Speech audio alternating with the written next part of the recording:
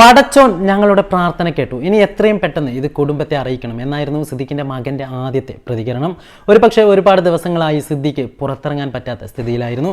അതിലുമുപരി ഇപ്പോൾ കുറച്ച് ദിവസമായിട്ട് ഒളിവിലും. കാരണം പുറത്തിറങ്ങിയാൽ സിദ്ദിഖിനെ പോലീസ് അറസ്റ്റ് ചെയ്യുകയും ജയിലിലടയ്ക്കുകയും ചെയ്യുമെന്ന ഭീതിയായിരുന്നു.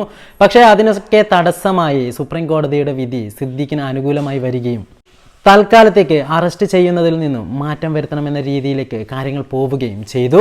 ഒരുപക്ഷെ ഇതിനൊക്കെ തന്നെ ചുക്കാൻ പിടിച്ചത് സിദ്ദിഖിന്റെ മകനും ആയിരുന്നു. എന്തു തന്നെയായാലും താൽക്കാലിക ആശ്വാസം സിദ്ദിഖിന് ലഭിച്ചാലും സിദ്ദിഖ് പുറത്തിറങ്ങി നടക്കുവാനൊന്നും ഇതുവരെയും തുനിഞ്ഞിട്ടില്ല. ഒരുപക്ഷെ അതിനുശേഷം ഇതുവരെയും സിദ്ദിഖ് ആരുടെ മുമ്പിലും പ്രത്യക്ഷപ്പെട്ടില്ല എന്നതായിരുന്നു യാഥാർത്ഥ്യം. ഒരുപക്ഷെ സിദ്ദിഖിനെ അറസ്റ്റ് ചെയ്യാൻ കേരള പോലീസ് തുനിഞ്ഞിറങ്ങിയിരുന്നുവെങ്കിൽ തീർച്ചയായിട്ടും സാധിക്കുമായിരുന്നെന്നും അതുകൊണ്ട് തന്നെ സിദ്ദിഖിന് ഒളിച്ചു നിൽക്കുവാനുള്ള അവസരം കേരള പോലീസ് തന്നെ നൽകുകയാണെന്ന രീതിയിലൊക്കെയും തന്നെ വാർത്തകൾ പ്രചരിപ്പിച്ചിരുന്നു.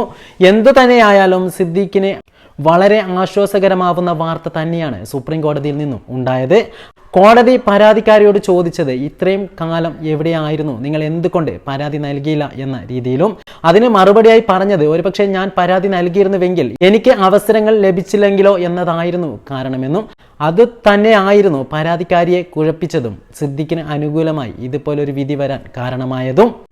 സിദ്ദിഖിനെതിരെ അറസ്റ്റ് വാറണ്ട് വന്നപ്പോൾ സിദ്ദിഖ് ഒളിവിൽ പോവുകയും സുപ്രീം കോടതിയെ സമീപിക്കുകയും ചെയ്യുമെന്ന വാർത്തകൾ കേട്ടപ്പോൾ തന്നെ പരാതിക്കാരി തടസ്സ ഹർജിയൊക്കെയും തന്നെ സുപ്രീം കോടതിയിൽ സമർപ്പിച്ചിരുന്നു. പക്ഷേ ഇതൊന്നും തന്നെ മുഖവലിക്കെടുക്കാതെ കോടതി അവസാനം വിധി പുറപ്പെടുവിപ്പിച്ചത് സിദ്ദിഖിന് അനുകൂലമായും. ചുരുക്കി പറഞ്ഞാൽ സന്തോഷ് പണ്ഡിറ്റ് പറഞ്ഞതുപോലെ തന്നെ ഇതൊന്നും തന്നെ പീഡന കേസല്ല, പകരം വഞ്ചന കേസ് മാത്രമാണെന്ന രീതിയിലെ കേസുകൾ രജിസ്റ്റർ ചെയ്യാവൂ എന്ന രീതിയിലായിരുന്നു അദ്ദേഹം ഒരു സമയത്ത് പറഞ്ഞത്.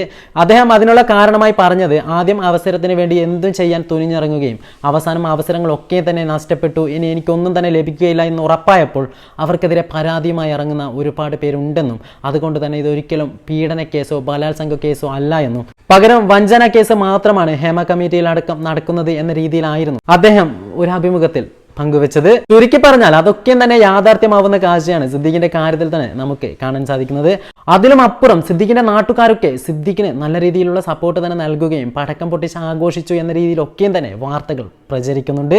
ഇനി സിദ്ദിഖ് പുറത്തിറങ്ങിയാൽ അറസ്റ്റ് ചെയ്യാമെങ്കിലും ഉടനെ തന്നെ ചോദ്യം ചെയ്ത് പറഞ്ഞു വിടേണ്ട വരും എന്ന അവസ്ഥയിലാണ് കേരള പോലീസ് തന്നെ നിലനിൽക്കുന്നത്. എന്തു തന്നെയായാലും സിദ്ദിഖിനുണ്ടായ ഈ വിധി ഹേമ കമ്മിറ്റിയിൽപ്പെട്ട എല്ലാവർക്കും ഒരു ആശ്വാസം എന്ന കാര്യത്തിൽ സംശയമില്ല. ഹേമ കമ്മിറ്റിയെ സംബന്ധിച്ചിടത്തോളം ഒരു നടി വീണ്ടും ആളുകൾക്കെതിരെ പരാതിയുമായി മുമ്പോട്ട് വരികയും ചെയ്യുന്നുണ്ട്. അവസാനം ജാഫർ ഇടുക്കിക്കെതിരെ പലതരത്തിലുള്ള ലൈംഗിക ആരോപണങ്ങളുമായി ഒരു നടി രംഗത്തെത്തുകയും ചെയ്തിരുന്നു. ഒരുപക്ഷെ ഈ രീതിയിലാണ് ഹേമ കമ്മിറ്റിയുടെ പോക്കെങ്കിൽ തീർച്ചയായിട്ടും ഈ ബലാത്സംഗ കേസും പീഡന കേസും ഒക്കെയും തന്നെ കേരളത്തിലെ ജനങ്ങൾക്ക് കോമഡിയായി മാത്രം തോന്നുമെന്ന കാര്യത്തിൽ സംശയമില്ല. കാരണം അവസരത്തിന് വേണ്ടി ആ സമയത്തൊക്കെയും തന്നെ മിണ്ടാതിരിക്കുകയും ഒരുപാട് വർഷങ്ങൾക്ക് ശേഷം ഇതുപോലെ പരാതിയുമായി മുമ്പോട്ട് വരുമ്പോൾ തീർച്ചയായിട്ടും കോടതിക്ക് തന്നെ തോന്നിയ സംശയം മുമ്പേ ജനങ്ങൾക്കൊക്കെയും തന്നെ തോന്നിയതാണ്.